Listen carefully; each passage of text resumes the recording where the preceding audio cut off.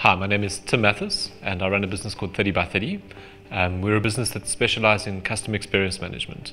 I think the easiest way to explain that in layperson's terms is that we're a survey business, but we're a business that gets feedback from customers using software rather than using the traditional approach to market research where people would conduct telephonic interviews or face-to-face interviews. Our focus is very much on using software to do the same things and to build analytic systems that help interpret those replies and make that information available to our customers. So fundamentally what we address is a need that's age-old. It's to understand your customers.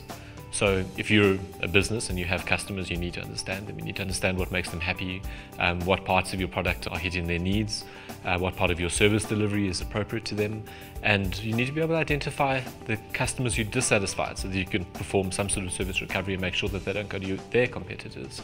So fundamentally, our tagline is know your customer. That's really what we try to do. We try to help our clients to understand their customers. Every single thing has been a major challenge from the get-go.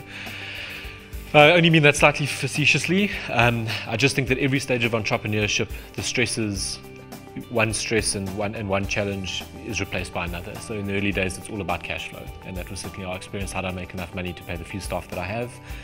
We're now in a position where the staff salary bill is like pretty significant, but that's not what occupies our time anymore. Now it's understanding how do we leverage the business into its next phase? How do we get out of the sort of small business space and become a significant player? How do we look at becoming a player internationally?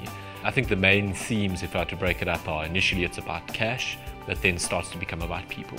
So very much now, how do we create an organization that is independent of the entrepreneurs who started it? How can it stand on its own? What sort of structures does it need internally?